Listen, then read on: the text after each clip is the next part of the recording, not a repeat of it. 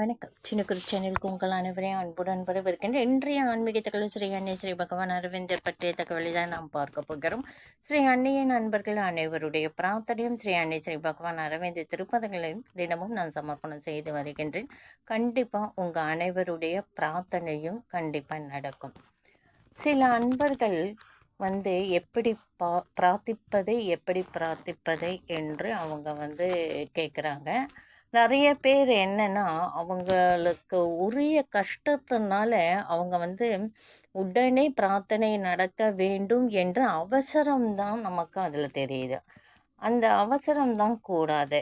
எப்போவுமே நமக்கு எவ்வளோ பெரிய கஷ்டம் வந்தாலும் மனதை ஒருநிலைப்படுத்தி அமைதியாக்கிடுங்க. மனதில் அந்த கஷ்டத்தை முன் நிறுத்தாதீங்க. எப்போவுமே கஷ்டம் மனிதர்களாக இருந்தால் கஷ்டமும் வரும், இன்பமும் துன்பமும் மாறி வருவது தான் வாழ்க்கை. அந்த துன்பத்தை நம்ம எதிர்த்து போராடி இறை துணையுடன் வெற்றி கொள்வது தான் மனிதர்களுடைய இயல்பு. நம்ம மனசை எப்போவுமே பதட்டமாக வச்சுக்க கூடாது. அது மட்டும் இல்லை, கஷ்டத்தை எண்ணி வேதனையும் படக்கூடாது. நமக்கு கஷ்டம் வந்துடுது, ஆனால் அந்த கஷ்டத்தை எப்படி நிவர்த்தி பண்ணுறது? ஸ்ரீ அன்னைக்கிட்ட மனசை அமைதிப்படுத்திடுங்க. முழுமையாக மனசில் இருக்கிற கவலையை நீக்கிடுங்க. ஸ்ரீ அன்னை ஸ்ரீ பகவான் அரவிந்தர் திரு படத்தின் முன்னாடி அமர்ந்துக்கோங்க. உங்களுக்கு அந்த சூழல் அமைதியாக வீட்டில் அந்த சூழலை ஏற்படுத்திக்கோங்க. அமர்ந்துட்டு உங்களுடைய துன்பங்கள் அனைத்துமே ஸ்ரீ அன்னை ஸ்ரீ பகவான் அரவிந்தர் முன்னாடி உங்கள் பிரச்சனை முழுவதும் சொல்லிடுங்க. கண்ணீர் வருதா, அழுதுருங்க, அமைதி பெறுங்க. அப்போ அந்த இடத்துல நீங்கள் அன்னைக்கிட்ட சொல்லி ஒப்படைச்சிட்டு, நீங்களே கதிமா, உங்ககிட்ட நான் ஒப்படைச்சிட்டேன், நான் இனிமேல் அந்த பிரச்சனையை பற்றி நினைக்கவும் மாட்டேன், கவலையும் பட மாட்டேன், நீங்கள் பார்த்துப்பீங்க, எனக்கு தெரியும், நான் உங்கள் மகன், நான் உங்கள் மகள், நீங்கள் உங்ககிட்ட ஒப்படைச்சிட்டேன், நீங்கள் இதற்கு நல்ல ஒரு வழியை காண்பிப்பீர்கள் என்ற நம்பிக்கையோடு தெளிவாக திண்ணமாக நம்பிக்கையை கைவிடாமல் அவங்கக்கிட்ட ஒப்படைச்சிட்டீங்கன்னா அந்த கஷ்டத்தை பற்றி நீங்கள் நினைக்க வேண்டாம். உங்களுடைய வேலை ஸ்ரீ அன்னை ஸ்ரீ பகவான் அரவிந்தரிடம் பிரார்த்தனை செய்வது மட்டும்தான். நிறைய வழிமுறைகள் இருக்குது பிரார்த்தனையினால். எப்போவுமே கஷ்டம் வரும்போது நிதானம் கண்டிப்பாக தேவை. கஷ்டம் வந்துடுதேன்ட்டு நம்ம மன குழப்பத்தோட மன கஷ்டத்தோட நாமும் அந்த சூழலிலிருந்து வெளிவர முடியாமல் அவசரம் நமக்கு வரும். எப்படியாவது இந்த கஷ்டத்தை நிவர்த்தி செய்யணுன்ட்டு அந்த அவசரம்தான் கூடாது. ஸ்ரீ அன்னை கிட்ட வரும்பொழுது நிதானம் அவசியம், அமைதி அவசியம். நான் சொன்ன இந்த முறைப்படி அனைவரும் உங்கள் பிரார்த்தனை சொல்லி பிரார்த்தனை செஞ்சு பாருங்கள். கண்டிப்பாக உங்கள் பிரார்த்தனை கைகூடும். மனம் சஞ்சலப்படக்கூடாது. மனதில் நம்பிக்கையை நம்ம இழக்காமல் நம்ம செய்யும் பிரார்த்தனை நிச்சயம் ஸ்ரீ அன்னை நமக்கு நடத்தி கொடுப்பாங்க. இப்போது அன்பர்கள் எழுதிய கடிதத்தில் ஒரு கடிதத்தை பார்ப்போம். ஸ்ரீ அன்னையை முழுமையாக நம்பி தூய உள்ளத்தோடு அவரை மனம் உருகி பிரார்த்திப்பவர்களுக்கு எல்லா நலன்களும் கிட்டும் என்பது உண்மை. அலுவலகத்தில் வேலை பார்க்கும் பெண்களுக்கு பிரச்சனை பல முளைத்து கொண்டே இருக்கும். ஆண்கள் பெண்களுக்கு நிறைய பிரச்சனை இருக்கும். தீர்வை தேடி அலைந்து ஓய்ந்து விடுவார்கள். நடுக்கடலில் செல்லும் கப்பல்கள் கரையோரம் வரும்போது சில பறவைகள் கப்பலுக்குள் சென்றுவிடும். சிதறி கிடக்கும் தானியங்களை தின்னும்.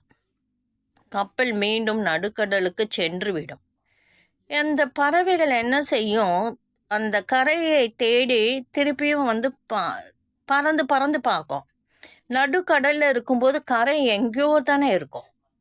அப்போது அது மறுபடியும் போக இடம் இல்லாமல் மறுபடியும் கப்பல்லே போய் சேருது. அலை மோதும் கடலில் அசைந்து செல்லும் கப்பலில் இத்திசை தெரியாத பறவைகள் அடைக்கலம் போகும். மீண்டும் கரையை கப்பல் அடையும் வரை அவைகள் காத்திருக்க வேண்டும். இது ஸ்ரீ அன்னையின் கிட்ட நம்ம சொல்கிற பிரார்த்தனைக்கு உகந்தது. நம்ம போகிறோம், இறை தேடி போகிறோம், நம்மளோட பிரச்சனையை ஒரு தீர்வு கிடைக்கும்னு சொல்லிட்டு ஸ்ரீ அன்னை கிட்ட நம்ம போகிறோம். நம்ம பிரச்சனை தீர்வு கிடைக்கும் வரை நாம் என்ன செய்யணும்? அமைதி காக்க வேண்டும். தஞ்சம் அடைஞ்சிட்டோம் அவங்கக்கிட்ட. அவங்க பார்த்துப்பாங்க, அவங்க வழி சொல்லுவாங்க.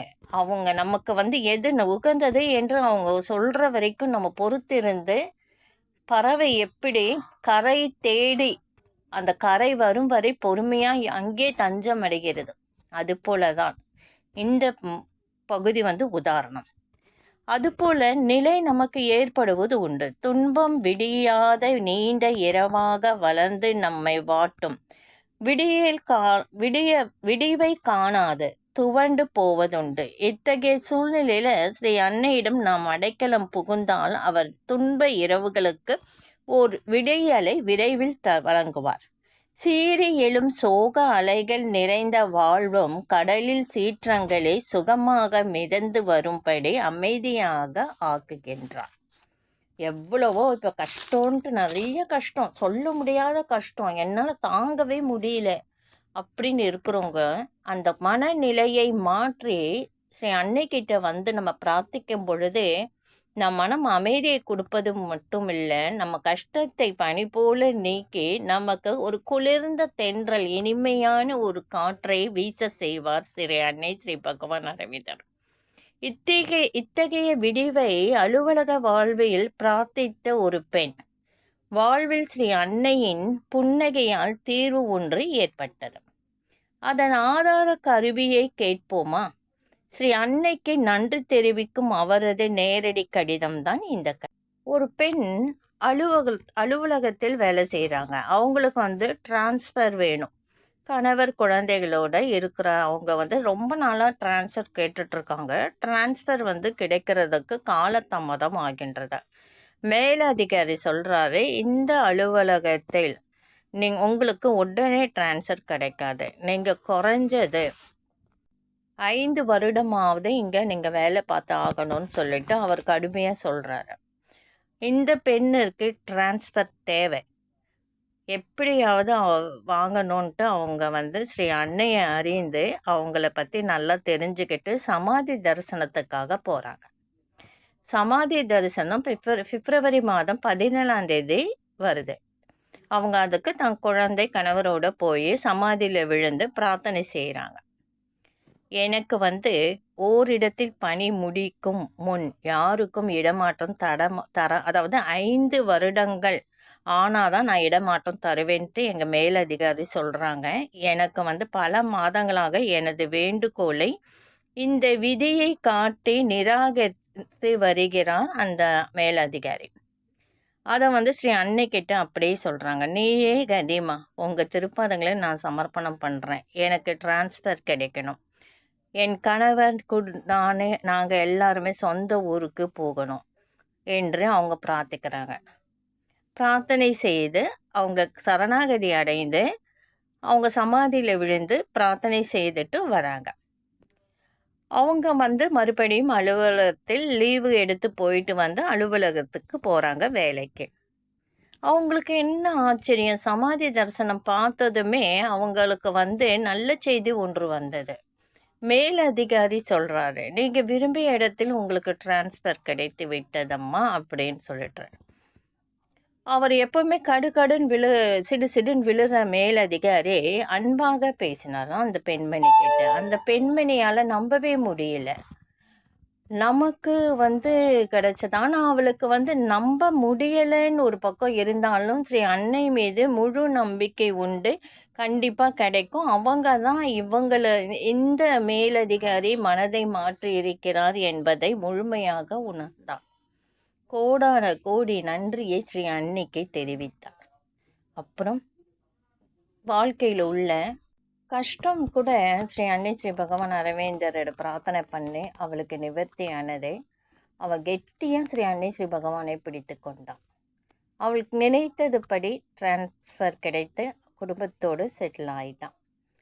கடுன்னு சிடுன்னு விழுந்த மேலதிகாரி கடைசியில் தாழ்மையாக பேசினது அவளுக்கு ஸ்ரீ அன்னையை நினைவு கூர்ந்தது. அவங்களால தான் இவர் மாறினாருன்றது தெரிஞ்சுக்கிட்டான். இந்த வீடியோ பதிவு கண்டிப்பாக அன்பர்களுக்கு பயனுள்ளதாக இருக்கும்னு நினைக்கிறேன். நீங்களும் இதே மாதிரி பிரார்த்தனை செய்யுங்க. நல்ல பிரார்த்தனை கஷ்டம் ரொம்ப அதிகமாக இருக்கிறவங்க ஒரு முறை பாண்டிச்சேரி போய் ஸ்ரீ அன்னை ஸ்ரீ பகவான் அரவிந்தன் சமாதி முன்னாடி விழுந்து நீங்கள் பிரார்த்தனை செய்யுங்க. உட்காந்து முட்டி போட்டு உட்காந்து சமாதியில் உங்கள் தலையை வைத்து நீங்கள் பிரார்த்தனை செய்யுங்க. பிரார்த்தனை சொல்லிட்டு வாங்க. நீங்கள் பாண்டிச்சேரி போயிட்டு வந்த பிறகு உங்கள் கஷ்டங்கள் பனி போல விலகுவதை நீங்கள் உணர்வீங்க. நன்றி. அடுத்த ஒரு வீடியோ பதிவு இதை விட சிறப்பான ஒரு பதிவை பார்க்கலாம்.